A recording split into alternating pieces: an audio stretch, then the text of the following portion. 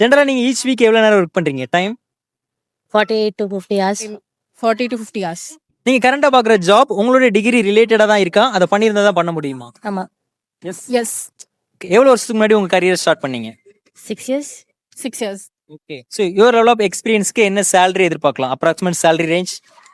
It actually differs. There's no market price. It's like up and down. Okay. Each person could differ ago, irrespective of the same experience, same degree. Nalo, we all earn differently. We both are from the same batch, but we earn differently. It Yeah. can be something between 15,000 per month to probably 3 lakhs. 3 lakhs, 2 to 3 lakhs per month.